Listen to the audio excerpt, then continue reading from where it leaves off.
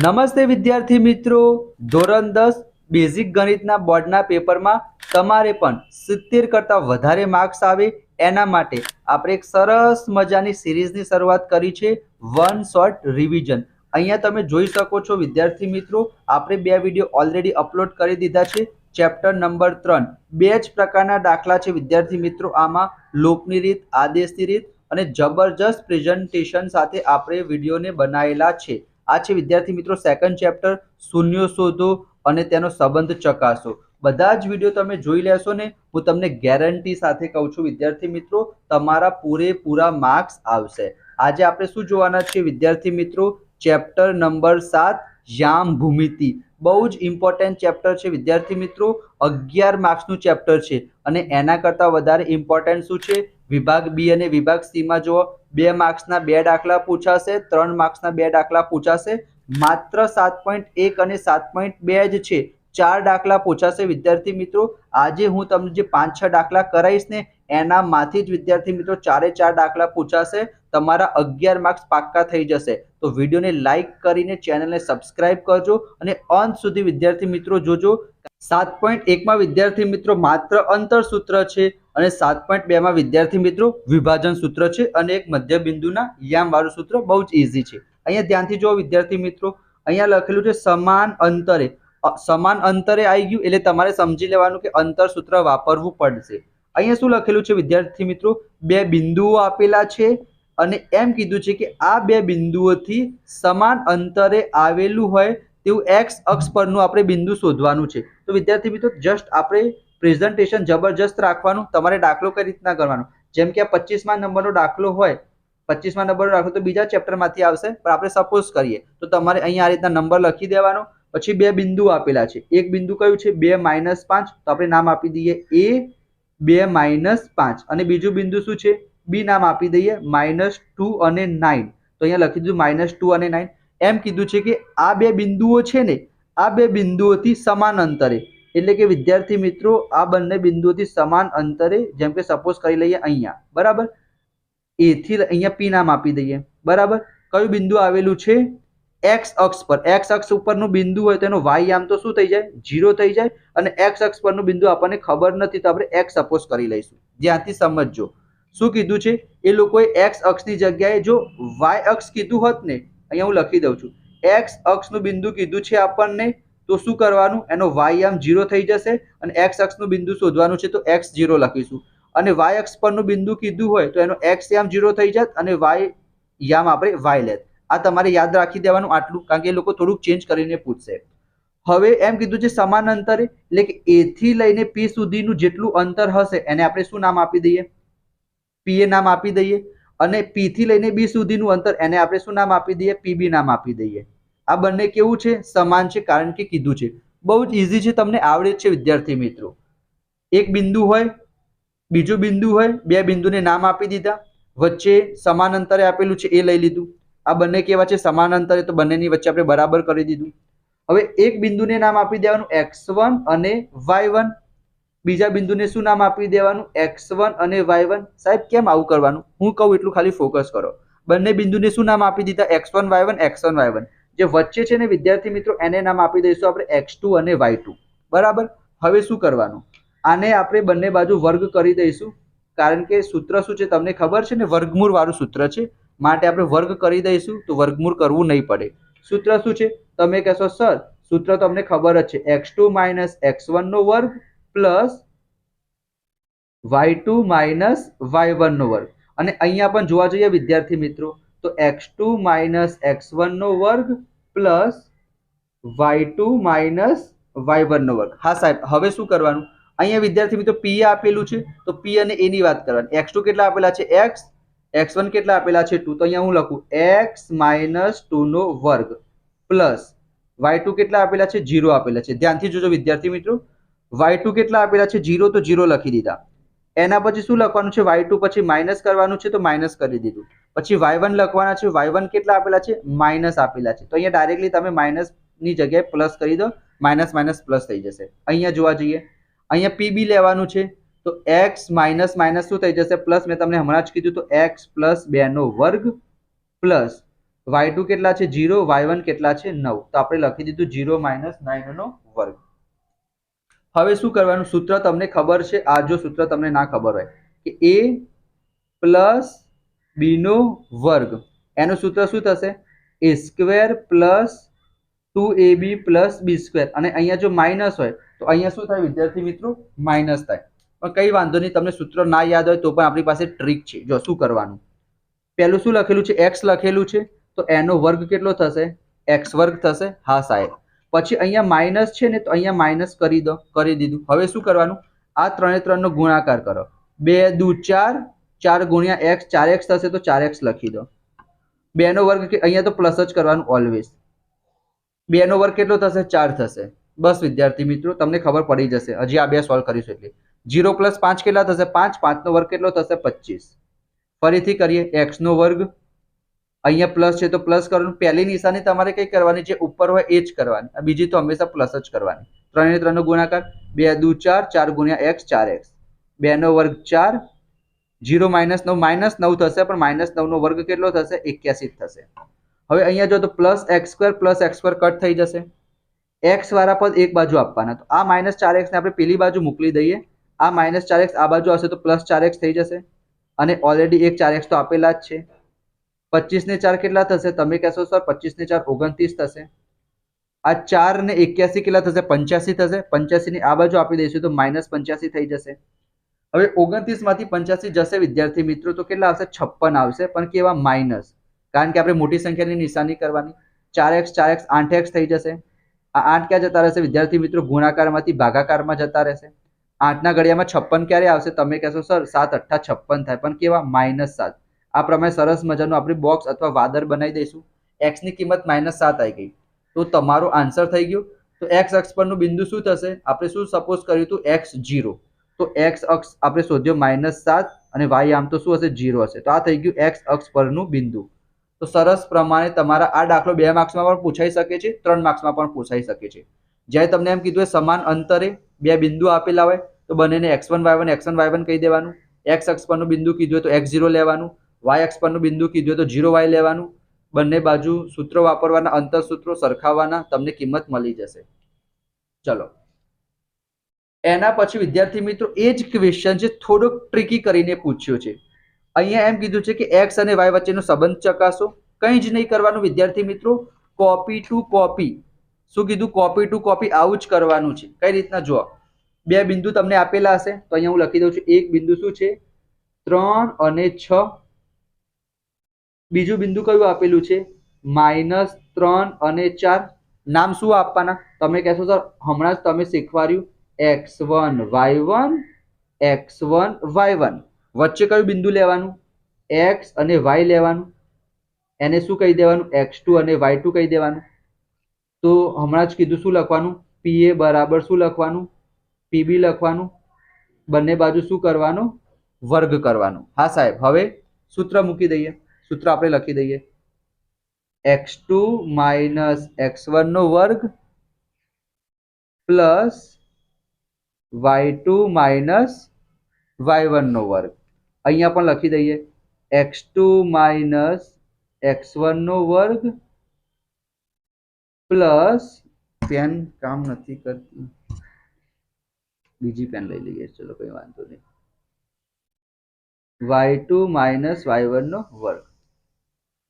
આટલું ખબર પડી ગઈ. હવે આપણે કિંમત મૂકીએ. ચલો, x2 એટલે pa આ બને છે, તો x - 3 નો વર્ગ. તો અહીંયા હું લખું છું x - 3 નો વર્ગ પ્લસ y -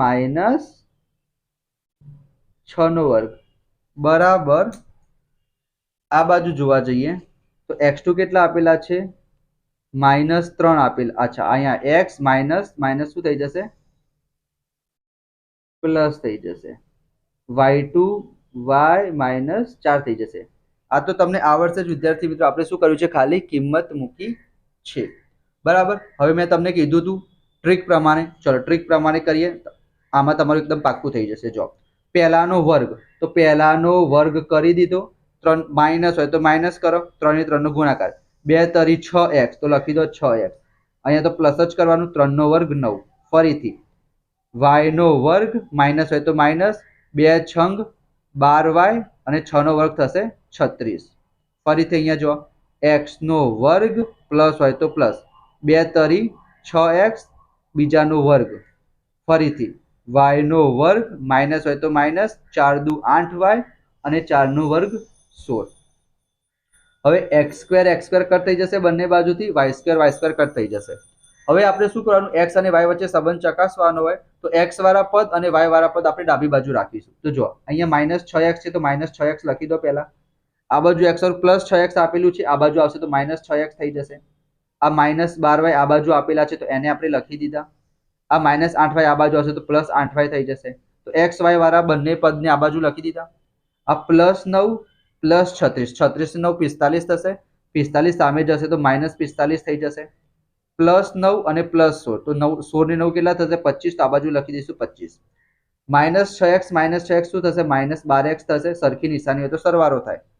અહીંયા અલગ અલગ નિશાની છે, બાદબાકી થશે. 12 માંથી 8 જાય તો 4y, પણ મોટી સંખ્યાની નિશાની. અને 45 માંથી 25 જાય તો 5 માંથી 5 જાય તો 0, 4 માંથી 2 જાય તો 2 અને મોટી સંખ્યાની નિશાની. હવે અહીંયા તમે જોઈ શકો તો બધી બાજુથી 4 થી આપણે ડિવાઈડ કરી શકીએ તો કરી દેવાના. નહીં કરો અહીંયા સુધી લખશો ને તો પણ તમને પૂરા માર્ક્સ મળશે. 4 તરી 12x એટલે માઇનસ 3x થઈ જશે. આ 4 4 કટ થઈ જશે તો માઇનસ y બરાબર 4 પંચા 20.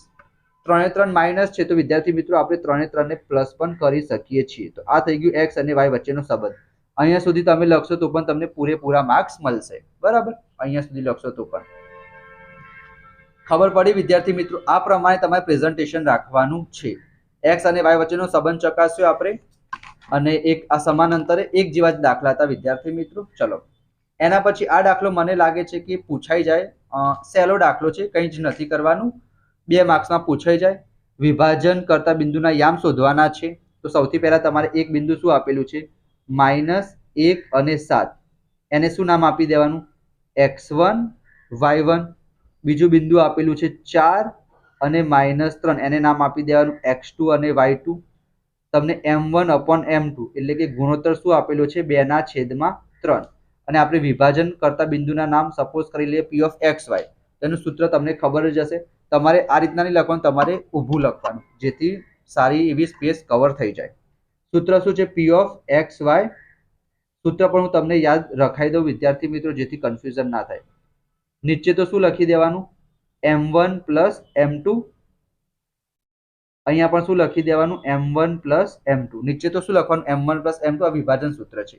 અહીંયા તમારે યાદ રાખવાનું 1 2 2 1, 12 21 તમારે યાદ રાખી દેવાના. તો જો પહેલા mx આવશે, mx પ્લસ mx, કન્ફ્યુઝન ના થાય એના માટે.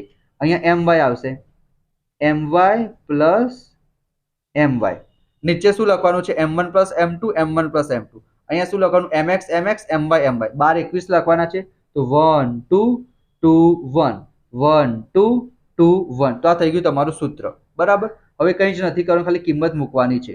m1 કેટલા આપેલા છે, 2 આપેલા છે તો 2 લખો, આ રીતના કૌંસ કરવાનો. x2 કેટલા આપેલા છે, 4 આપેલા છે તો 4 લખો. જો અહીંયા તમે ભૂલ કરી દેશો કિંમત લખવામાં તો આન્સર ખોટો આવશે, તો શાંતિથી લખજો અને કૌંસ કરવાનું, જેથી કન્ફ્યુઝન ના થાય. m2 કેટલા છે, 3 આપેલા છે. x1 કેટલા છે, -1 છે તો કૌંસમાં લખીશું, જેથી કન્ફ્યુઝન ના થાય. બધું જ કૌંસમાં લખી દેવાનું. m1 2, m2 3, m1 2, y2 કેટલા છે, -3 પ્લસ m2 3 છે, y1 કેટલા છે, 7 આપેલા છે. અને નીચે m1 પ્લસ m2 એટલે કે 2 પ્લસ 3. હવે શું કરીશું, એક એક સ્ટેપ લખીશું. 4 દુ 8, 3 એકા 3 થશે, પણ પ્લસ માઇનસ છે એટલે માઇનસ આવશે. 3 ને 2 કેટલા થશે, 5 થશે. 3 દુ 6 પણ માઇનસ, 7 તરી 21, 2 પ્લસ 3 કેટલા થશે, 5. 8 માંથી 3 જાય તો 5/5, 21 માંથી 6 જાય તો 15/5.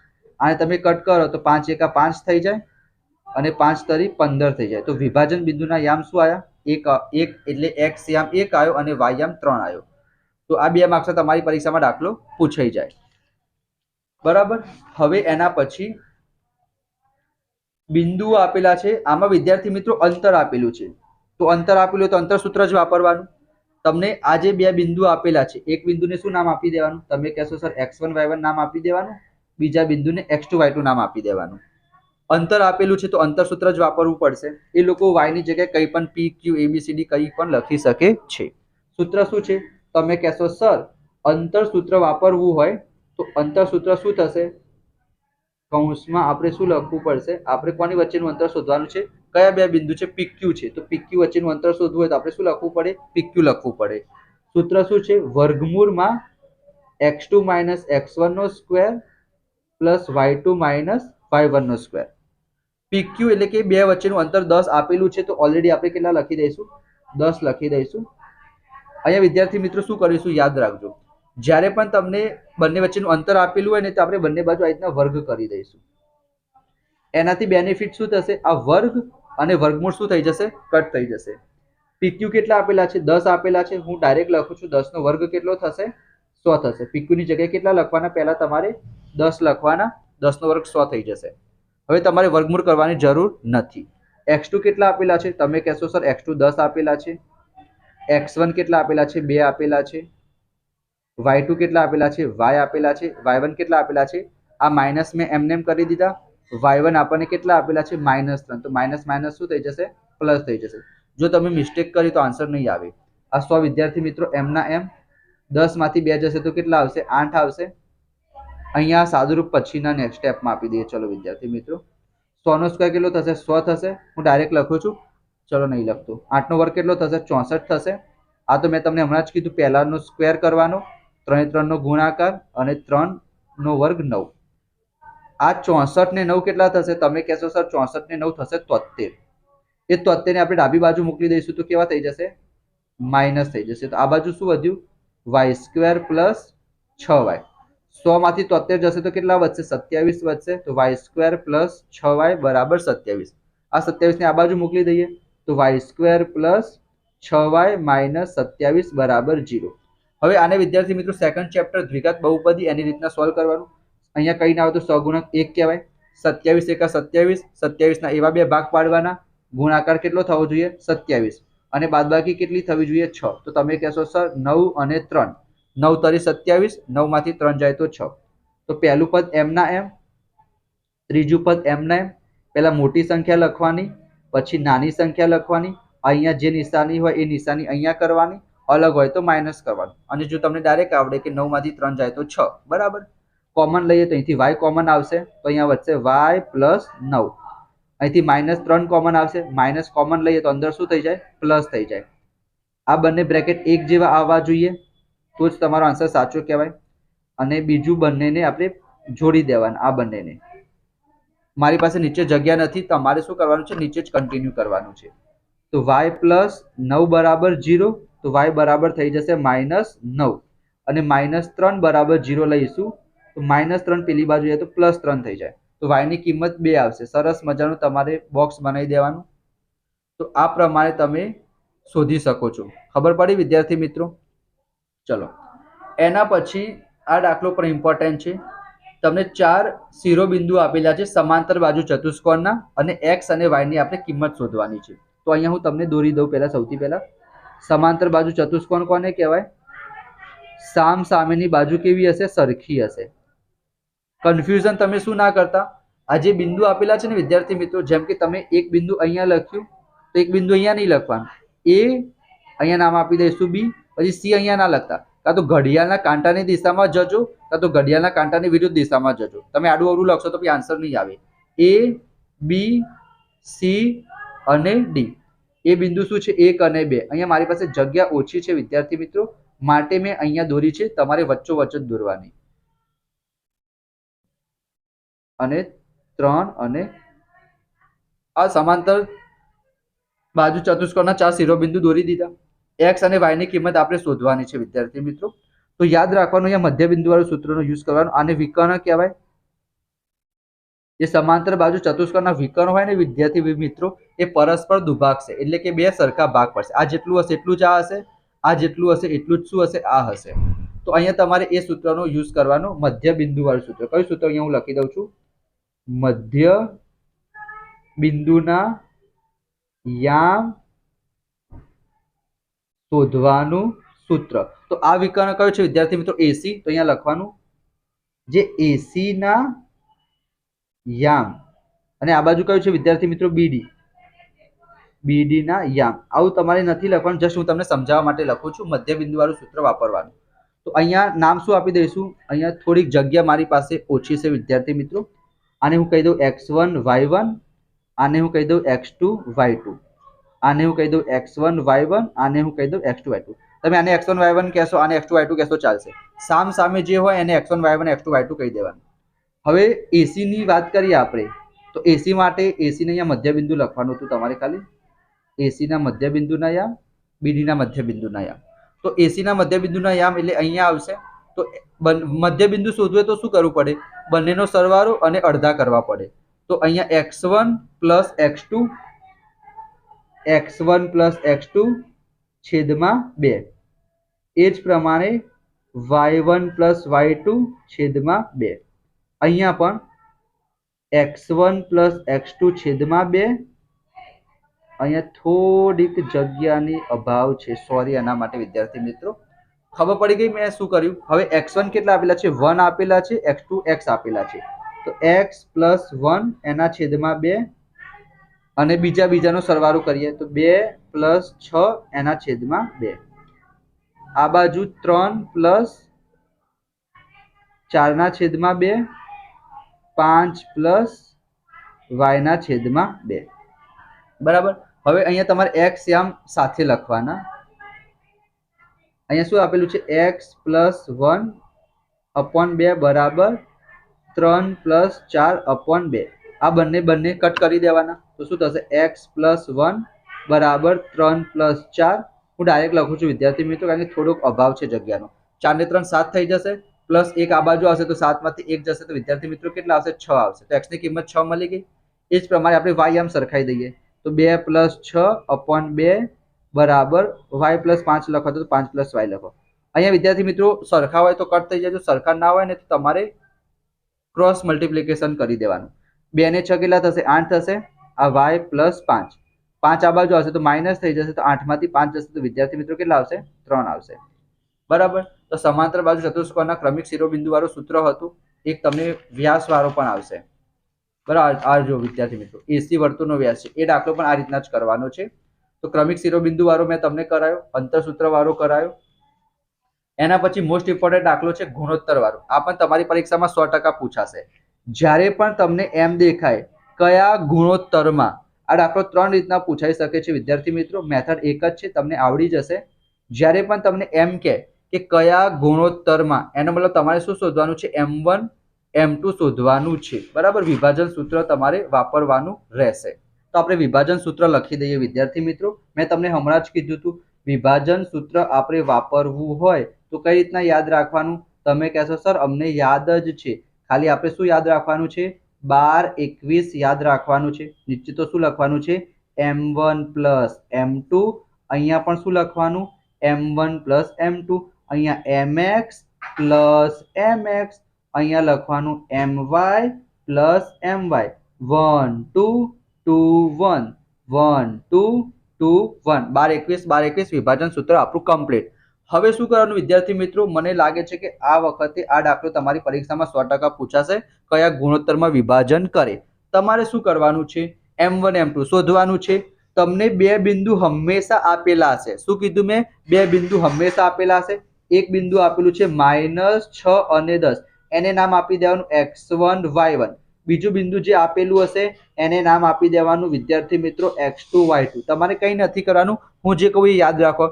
2 બિંદુ તમને 100% આપેલા હશે, એકને નામ આપી દેવાનું x1 y1, બીજાને નામ આપી દેવાનું x2 y2. તમે કહેશો સર આને x1 y1 આને x2 y2 ચાલે? હું કહીશ ચાલશે. એક બિંદુને x1 y1, બીજા બિંદુને x2 y2. વિદ્યાર્થી મિત્રો અહીંયા તમારે ફોકસ કરવાનું છે. બરાબર. અહીંયા એ લોકોએ તમને એક બિંદુ આપેલું હશે, અથવા તમને કીધું હશે કે x અક્ષ, અથવા તમને કીધું હશે y અક્ષ. બરાબર. આના સિવાય એ લોકો કંઈ ના કહે. જો તમને x અક્ષ કીધું હોય તો તમને ખબર છે બિંદુ કયું થશે? x 0 થશે. x અક્ષ પરનું બિંદુ હોય તો y આમ 0 હોય, અને y અક્ષ પર હશે તો x આમ 0 હશે. અહીંયા લખવાનું y. જો તમને બિંદુ આપેલું હોય તો કઈ જ ટેન્શન નહીં લેવાનું. જો x અક્ષ કીધું હોય તો બિંદુ કયું થઈ જશે? x 0 થઈ જશે. y અક્ષ કીધું હશે તો બિંદુ 0 y થઈ જશે. હવે શું કરવાનું? કંઈ જ નહીં કરવાનું. જો તમને બિંદુ આપેલું હોય ને તો તમારે એક્સ યામ સરખાવશો તો પણ ચાલશે, વાય યામ સરખાવશો તો પણ ચાલશે, પણ ખાલી આ કન્ડિશનમાં તમારે યાદ રાખવાનું છે અહીંયા જે કંઈ પણ બિંદુ કીધું હોય ને જ્યાં 0 હોય ને એ સરખાવવાનું. જો તમને એક્સ અક્ષ કીધું હોય તો વાય યામને સરખાવવાનું, વાય અક્ષ કીધું હોય તો એક્સ યામ સરખાવવાનું. જો તમને કોઈ બિંદુ આપેલું હોય ને તો તમે એક્સ યામ સરખાવશો તો પણ ચાલશે, વાય સરખાવશો તો પણ ચાલશે. તમે કહેશો સર મારે વાય સરખાવવો છે તો કઈ વાંધો નહીં, તો તમારે વાય લખી દેવાનું. અહીંયા લખી દેવાનું વાય બરાબર બીજા નંબરનું લખી દેવાનું m1 y2 plus m2 y1 upon m1 plus m2. તમે એક્સ યામ સરખાવશો તો પહેલું લખવાનું, બરાબર. અને જો તમારે બીજું સરખાવું તો બીજું લખવાનું. ક્યારે? જ્યારે બિંદુ તમને આપેલું હોય ત્યારે. પણ જો એક્સ અક્ષ વાય અક્ષ કીધું હોય ને તો 0 વાળું સરખાઈ દેવાનું. વાય યામ શું આપેલું છે? 6 આપેલું છે તો 6 લખી દેવાનું. m1 તો આપણે શોધવાનું છે તો પહેલા m1 લખી દેવાનું. હવે y2 લખવાના છે. y2 કેટલા આપેલા છે? 10. 10 નથી, -8 છે તો -8 આગળ લખવાના. આ પ્લસ વહેલા નહીં કરી દેવાનું, પહેલા m2 લખો. y1 કેટલા આપેલા છે? તમે કહેશો 10 તો આગળ 10 લખી દો. જો -10 હોય તો અહીંયા માઇનસ કરવા પડશે એના માટે. m1 તો આપણે શોધવાના છે તો m1 m ના m, m2 m ના m. આ જે x અક્ષ y અક્ષ તો આના કરતા પણ ઈઝી થઈ જશે. કેમ? કારણ કે અહીંયા 0 આપેલું હશે તો અહીંયા નીચે જે કંઈ પણ હશે ને આ બાજુ આવશે તો 0 થઈ જવાનું છે, પણ અહીંયા 0 નહીં થાય. આ m1 પ્લસ m2 6 ના જોડે આવશે તો 6 કૌંસમાં લખીશું આપણે m1 પ્લસ m2 અને આ બાજુ -8m1 પ્લસ 10m2. આપણે શોધવાનું શું છે? m1 ના છેદમાં m2. બરાબર, તમારા દિમાગમાં છે. 6 ને અંદર આપી દઈએ તો 6 ને પહેલા m1 સાથે આપીશું તો 6m1 થઈ જશે અને 6 ને પછી m2 સાથે આપીશું તો 6m2 થઈ જશે. બરાબર -8m1 પ્લસ 10m2. હવે m1 વાળા પદ એક બાજુ આપવાના. આ 6m1 છે વિદ્યાર્થી મિત્રો, એને હું એમને એમ લખી દઉં છું. આ -8m1 ને આ બાજુ આપી દઉં તો +8m1 થઈ જશે. આ 10m2 ને વિદ્યાર્થી મિત્રો હું એમને એમ લખું છું. આ 6m2 ને આ બાજુ આપી દઉં છું તો માઇનસ થઈ જશે. 8 ને 6 કેટલા થશે? 14m1 થશે. 10 માંથી 6 જશે તો 4m2 થશે. શોધવાનું શું છે? m1 ના છેદમાં m2. તો આ m2 ને વિદ્યાર્થી મિત્રો અહીંયા હું નીચે આપી દઈશ અને આ 14 ને વિદ્યાર્થી મિત્રો અહીંયા નીચે લઈ જઈશ. 4 ની જગ્યાએ શું લખાય? 2 દુ 4, 14 ની જગ્યાએ 2 સિત્તા 14, 2 કટ. તો m1 અપોન m2 આપણને કેટલા મળી ગયા? 2 ના છેદમાં 7. સરસ મજાનું આ પ્રમાણે એક વાદળ અથવા બોક્સ બનાવી દેવાનું. ખબર પડી વિદ્યાર્થી મિત્રો? તો આ પ્રમાણે તમારે પ્રેઝન્ટેશન આપવાનું. કયા ગુણોત્તરમાં વિભાજન કરે તો x1 upon x2, m1 upon m2 કહી શકો, m અપોન n કહી શકો. તમે જે કંઈ પણ કહેતા હોય આ રીતના તમારે દાખલો કરવાનો, સ્ક્રીનશોટ લઈ લેજો. ચલો એના પછી છેલ્લો દાખલો છે. જો તમને મજા આવી હોય વિડીયોમાં તો લાઈક જરૂર કરજો. બીજા બધા ચેપ્ટરની પર આપણે 1 શોર્ટ રિવિઝન મૂકી દીધા છે, જોઈ લેજો. તમારા ખૂબ જ સારા માર્ક્સ આવશે. ચલો, એ બી વર્તુળનો વ્યાસ છે તો આપણે સરસ મજાનું વર્તુળ દોરી દેવાનું. તમારે શેનાથી દોરવાનું? પેન્સિલથી દોરવાનું, રાઉન્ડરથી. આ રીતના તમે ના દોરતા, તમારી પાસે રાઉન્ડર હશે એનાથી દોરજો. આ વર્તુળનો વ્યાસ થઈ ગયો. વર્તુળની જે જીવા હોય સૌથી મોટામાં મોટી જીવા એને વર્તુળનો વ્યાસ કહેવાય. ખબર છે ને? Very good. વર્તુળનો વ્યાસ થઈ ગયો એ બી. વર્તુળનું કેન્દ્ર એને આપણે પી નામ આપી દઈએ. આપેલું છે 2 - 3 તો અહીંયા લખી દઈએ 2 - 3. બી કેટલું આપેલું છે? 1 4 આપેલું છે તો આને નામ આપી દઈએ 1 અને 4. બિંદુ એ ના યામ શોધવાના છે, એને નામ આપી દઈએ આપણે x અને y નામ આપી દઈએ. બરાબર, તમે કોઈ પણ નામ આપી શકો. x1 y1 પણ કહી શકો. યાદ રાખો x1 y1. ચલો કહી દો. જે આજુબાજુ આપેલા હોય ને એને x1 y1 x2 y2 કહી દેવાના અને જે વચ્ચે આપેલા હોય એને xy કહી દેવાના. તમે આમ તો કોઈ પણ કહો તો પણ ચાલે, પણ ઇઝીલી કન્ફ્યુઝન ના થાય એના માટે આજુબાજુ હોય એને 1 1 2 2 કહી દેવાના, વચ્ચે વાળાને xy કહી દેવાના. હવે આપણને ખબર છે કે વર્તુળનું કેન્દ્ર હોય આ તો ત્રિજ્યા થઈ જશે, આ બાજુ પણ ત્રિજ્યા થશે. તો જેટલું PA હશે એટલું જ શું હશે? PB હશે. તો આપણે P બિંદુના યામ શોધવા હોય તો અહીંયા હું લખું કે બિંદુ P ના યામ બરાબર શું થશે? આ જે બિંદુ A અને બિંદુ B હશે એનું મધ્ય બિંદુ વાળું સૂત્ર વાપરવું પડે. તો શું લખવું પડે? x1 પ્લસ x2 ના છેદમાં 2 અને y1 પ્લસ y2 ના છેદમાં 2. આટલું તમને ખબર પડી જાય. બિંદુ P ના યામ શું આપેલા છે? 2 - 3 તો આપણે લખી દઈએ 2 - 3 બરાબર x1 પ્લસ x2. x1 કેટલા આપેલા છે એ તો આપણે શોધવાના છે તો x1 x લઈ લઈએ, આપેલા છે x. x2 કેટલા આપેલા છે? 1 આપેલા છે તો 1 લઈ લઈએ. y1 કેટલા આપેલા છે? y. y2 કેટલા આપેલા છે? 4 અને નીચે 2 આટલું તમને ખબર પડે કે કિંમત જ મૂકી છે. આ જે વચ્ચેના બિંદુના યામ હોય આ બાજુ મૂકી દેવાના અને આ બાજુ શું કરવાનું x પદોના સરવાળો ભાગ્યા 2 અને y યામનો સરવાળો ભાગ્યા 2. હવે x યામને સરખાઈએ. આ જે 2 લખેલા છે અને આ પહેલું પદ અહીંયા લખું છું 2 બરાબર જગ્યાનો થોડોક અભાવ છે એના કારણે તમારે પ્રેઝન્ટેશન જબરજસ્ત રાખવાનું. x યામ સરખાઈ દીધા. તમારે લખવાનું પણ ખરી કે x યામ સરખાવતા. આ 2 ક્યાં જતા રહેશે? ઉપર જતા રહેશે તો 2 દુ 4 થઈ જશે. 4 બરાબર x + 1. 1 ને આ બાજુ આપી દઈએ તો 4 માંથી 1 જશે તો 3 આવશે. તો x યામ આપણને કેટલો મળી ગયો? 3 મળી ગયો. એ જ પ્રમાણે y યામ સરખાઈ તો -3 બરાબર y + 4 છેદમાં 2. 2 -3 ને જોડે જતા રહેશે તો 3 દુ 6 પણ કેવા -6 y + 4 +4 આ બાજુ આવશે તો -4 થઈ જશે. તો -6 - 4 બરાબર y. સરખી નિશાની સરવાળો થશે મોટી સંખ્યાની નિશાની તો y બરાબર -10 બરાબર. તો એ બિંદુના યામ શું મળી ગયા? એ બિંદુના યામ મળી જશે x3 મળી ગયો અને y -10 મળી ગયો. સરસ મજાનું બોક્સ બનાવી દેવાનું તમારી પેન્સિલથી. આ રીતના તમે ના લખતા, જગ્યા થોડોક અભાવ છે એના માટે તમારે નીચે સરસ રીતના લખવાનું છે. તો આજે આપણે જોયા, એક વખત ફરીથી હું તમને બતાવી દઉં. જો આપણે 7મા ચેપ્ટરમાં વન શોટ રિવિઝનમાં સૌથી પહેલા સમાનાંતરવાળા 2 દાખલા જોયા હતા. મેથડ તો એક જ જેવી હતી. એના પછી આપણે એક વિભાજનવાળા બિંદુના યામ શોધવાનું શીખી લીધું.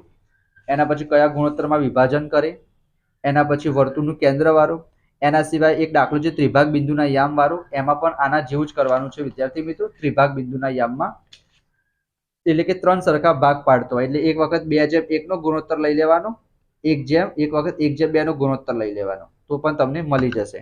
બરાબર. એક 4 બિંદુ વાળો પણ છે પણ એ તમને ના પૂછાય તો 1/3 3/1 અને 2/2 એમાં તમારે 3 વખત વિભાજન સૂત્ર વાપરવું પડશે. તો આ બધા મોસ્ટ ઇમ્પોર્ટન્ટ દાખલા હતા જે તમારી પરીક્ષામાં પૂછાઈ શકે છે. વિડીયો પસંદ આવ્યો હોય તો લાઈક જરૂર કરજો, દોસ્તો સાથે શેર કરજો. એની સાથે સાથે અહીંયા તમે જોઈ શકો છો આદેશની રીત પ્રેઝન્ટેશન જુઓ તમે ખાલી. એના પછી દ્વિઘાત બહુપદી વાળું ચેપ્ટર શૂન્ય શોધો. એના પછી શૂન્ય શોધીને સંબંધ ચકાસો. એના પછી છે આ દ્વિઘાત બહુપદીના શૂન્યોનો સરવાળો ગુણાકાર આપેલો હોય દ્વિઘાત બહુપદી મેળવવાની. તો બહુ બધા વિડીયો બધા ચેપ્ટરના આપણે વિડીયો અપલોડ કરી દીધા છે. તમારા બહુ જ સારા માર્ક્સ આવશે. સાથે સાથે વિજ્ઞાન, અંગ્રેજી, સામાજિક વિજ્ઞાન એના મોસ્ટ ઇમ્પોર્ટન્ટ ક્વેશ્ચનની પણ હું તમને IMP આપીશ. તો વિડીયોને લાઈક કરજો, ચેનલને સબસ્ક્રાઇબ કરજો. મળીશું આપણે નેક્સ્ટ વિડીયોમાં. ત્યાં સુધી જય શ્રી કૃષ્ણ, જય Swaminarayan. Thank you so much.